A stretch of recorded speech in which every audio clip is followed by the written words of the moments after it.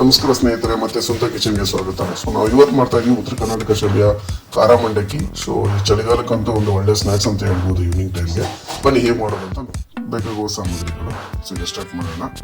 So ಒಂದು ಪಾತ್ರೆ ತಗೊಳ್ಳಿ, ಪಾತ್ರೆಗೆ ಆಯಿಲ್ ಹಾಕೊಳ್ಳಿ. ಸೊ ನಿಮ್ಗೆ ಎಷ್ಟು ಬೇಕಾಗುತ್ತೆ ಅಷ್ಟು, ಸ್ವಲ್ಪ ಆಯಿಲ್ ಜಾಸ್ತಿ ಇರೋದು ಒಳ್ಳೆಯದೆ. ಯಾಕಂದರೆ ಖಾರ ಅರಿಶಿನ ಎಲ್ಲ ಅದರಲ್ಲಿ ಮಿಕ್ಸ್ ಆಗಬೇಕು.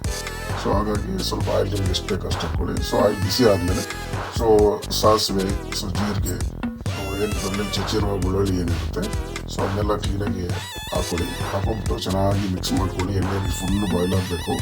ಒಂದು ಒಳ್ಳೆ ಸ್ಮೆಲ್ ಬರುತ್ತೆ ಯಾವಾಗ ಕರಿಬೇವು ಮತ್ತು ಬೆಳ್ಳುಳ್ಳಿ ಅದೆಲ್ಲ ಬೇಯುತ್ತೆ. ಸೊ ಒಂದು ಒಳ್ಳೆ ಸ್ಮೆಲ್ ಬರುತ್ತೆ.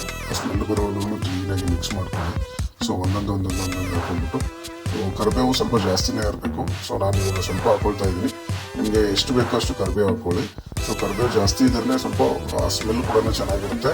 ಮತ್ತು ಬೆಳ್ಳುಳ್ಳಿ ಕೂಡ ಸ್ವಲ್ಪ ಜಿಜ್ಬಿಟ್ಟು ಹಾಕ್ಕೊಳ್ಳಿ. ಸ್ವಲ್ಪ ಜಿಜ್ಜಿದ್ರೆ ಏನಾಗುತ್ತೆ, ಸೊ ಆಯಿಲ್ ಎಲ್ಲ ಅದರಲ್ಲಿ ಮಿಕ್ಸ್ ಆಗುತ್ತಲ್ಲ, ಸೊ ಒಂದು ಒಳ್ಳೆ ಸ್ಮೆಲ್ ಕೂಡ ಬರುತ್ತೆ. ನಿಮಗೆ ತಿನ್ನುವಾಗ ಬೆಳ್ಳುಳ್ಳಿ ಏನಾದರೂ ಸಿಕ್ಕರೆ ಅದು ಒಂಥರ ಚೆನ್ನಾಗಿ ಟೇಸ್ಟ್ ಇರುತ್ತೆ. ಸೊ ಅದ್ರ ಜೊತೆ ನಾನು ಶೇಂಗಾನು ಹಾಕೊಳ್ತಾ ಇದ್ದೀನಿ. ಶೇಂಗಾ ತುಂಬ ಒಳ್ಳೆಯದು. ಶೇಂಗಾನೇ ಫಸ್ಟು ಹಾಕೋಬೇಕು. ಸೊ ಇದರಲ್ಲಿ ಮೇನ್ ಇದು ಬಂದ್ಬಿಟ್ಟು ಶೇಂಗಾ ಇರುತ್ತೆ. ಸೊ ಅದ್ರ ಜೊತೆ ಪುಟಾಣಿ ಕಾಳನ್ನು ಹಾಕೊಳ್ತಾ ಇದ್ದೀನಿ, ಅಂದರೆ ಉರಿಗಡ್ಲೆ ಅಂತ ಏನು ಹೇಳ್ತಾರೆ. ಸೊ ಅದನ್ನು ಕೂಡ ಹಾಕೊಳ್ತೀನಿ. ಅದು ಒಂದು ಒಳ್ಳೆ ಟೇಸ್ಟ್ ಸಿಗುತ್ತೆ ನಿಮಗೆ. ಸೊ ಇದನ್ನೆಲ್ಲ ಹಾಕ್ಕೊಂಡು ಕ್ಲೀನಾಗಿ ಹುರ್ಕೊಳ್ಳಿ. ಎಲ್ಲ ಆಯಿಲೆಲ್ಲ ಫುಲ್ ಅದರಲ್ಲಿ ಮಿಕ್ಸ್ ಆಗಬೇಕು. ಸೊ ಈ ಥರ ಕ್ಲೀನಾಗಿ ಯಾವಾಗ ಕೈ ಆಡಿಸ್ತಾನೆ ಇರಿ, ಯಾಕಂದರೆ ನೀವು ಹಾಗೆ ಬಿಟ್ಬಿಟ್ರೆ ಸೊ ಸೀದೋಗೋ ಚಾನ್ಸಸ್ ಇರುತ್ತೆ. ಸೊ ಅದಾದಮೇಲೆ ಅರಿಶಿನ ಹಾಕ್ಕೊಳ್ಳಿ. ಎಷ್ಟು ಬೇಕು ಅಷ್ಟು ಅರಿಶಿನ ಹಾಕ್ಕೊಳ್ಳಿ. ಅರಿಶಿನ ಜೊತೆ ಖಾರ, ಸೊ ಖಾರದ ಪುಡಿ ಹಾಕೊಳ್ಳಿ. ಸೊ ಒಂದು ಬ್ಯಾಡಗಿ ಮೆಣಸಿನ್ಕಾಯಿ ಪೌಡರ್ ತೊಗೊಂಡ್ರೆ ಇನ್ನೂ ಒಳ್ಳೆಯದು. ಸೊ ಯಾಕಂದರೆ ಒಳ್ಳೆ ಕಲರು ಬರುತ್ತೆ. ಸೊ ಅದ್ರ ಜೊತೆ ಒಂದು ಸ್ವಲ್ಪ ಟೇಸ್ಟ್ ಕೂಡ ಇರುತ್ತೆ. ಸೊ ಖಾರ ನಿಮ್ಗೆ ಎಷ್ಟು ಬೇಕು ಅಷ್ಟು ಹಾಕೊಳ್ಳಿ. ನಾನಿಲ್ಲಿ ಜಾಸ್ತಿ ಖಾರ ತಿನ್ನೋದ್ರಿಂದ ಜಾಸ್ತಿ ಹಾಕೊಳ್ತಾ ಇದ್ದೀನಿ. ಸೊ ಒಂದ್ಸರಿ ಟೇಸ್ಟ್ ನೋಡಿಕೊಂಡು ಮತ್ತೆ ಬೇಕಾದರೆ ಹಾಕೊಳ್ಳಿ. ಸೊ ಉಪ್ಪು ರುಚಿಗೆ ತಕ್ಕಷ್ಟು.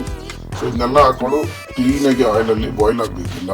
ಸೊ ಖಾರ ಏನಿದೆ ಮತ್ತು ಅರಿಶಿನ ಏನಿದೆ ಸೊ ಅದೆಲ್ಲ ಬಾಯ್ಲ್ ಆಗಿಬಿಟ್ಟು ಸೊ ಆಯಿಲು ಮತ್ತು ಎಲ್ಲ ಏನೇನು ಶೇಂಗಾ ಹಾಕಿದ್ದೀವಿ, ಬೆಳ್ಳುಳ್ಳಿ ಹಾಕಿದ್ದೀವಿ ಅದ್ರ ಜೊತೆ ಕ್ಲೀನಾಗಿ ಮಿಕ್ಸ್ ಆಗಬೇಕು.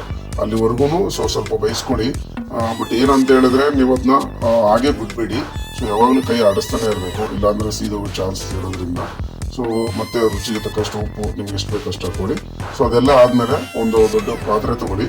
ಪಾತ್ರೆ ತೊಗೊಂಡು ಏನು ಮಂಡಕ್ಕಿ ಏನಿದೆ ಆ ಮಂಡಕ್ಕಿನೆಲ್ಲ ಫುಲ್ಲು ಪಾತ್ರೆಯಲ್ಲಿ ಹಾಕೊಳ್ಳಿ. ಸೊ ಪಾತ್ರೆಯಲ್ಲಿ ಹಾಕೊಂಡ್ಬಿಟ್ಟು ಮಂಡಕ್ಕಿನ ಆಮೇಲೆ ನೀವೇನು ಈಗ ಮಾಡಿದ್ದೀರ ಇವಾಗ ಸೊ ಮಸಾಲೆ ಎಲ್ಲ ಏನಿದೆ ಆ ಮಸಾಲೆನ ತೆಗೆದು ಆ ಮಂಡಕ್ಕಿ ಜೊತೆಗೆ ಹಾಕೊಂಡ್ಬಿಟ್ಟು ಕ್ಲೀನಾಗಿ ಫುಲ್ಲು ಏನು ಗಿರ್ಮಿಟ ಮಾಡೋದು ನೋಡಿದ್ರಲ್ಲ ಆ ಥರ ಮಿಕ್ಸ್ ಮಾಡ್ಕೊಳ್ಳಿ. ಫುಲ್ಲು ಆಯಿಲ್ ಏನಿದೆ, ಸೊ ಶೇಂಗಾ ಏನಿದೆ, ಬೆಳ್ಳುಳ್ಳಿ, ಸೊ ಏನೇನು ಹಾಕಿದ್ರೆ ಅದೆಲ್ಲ ಕೂಡ ಕ್ಲೀನಾಗಿ ಮಿಕ್ಸ್ ಮಾಡಬೇಕು.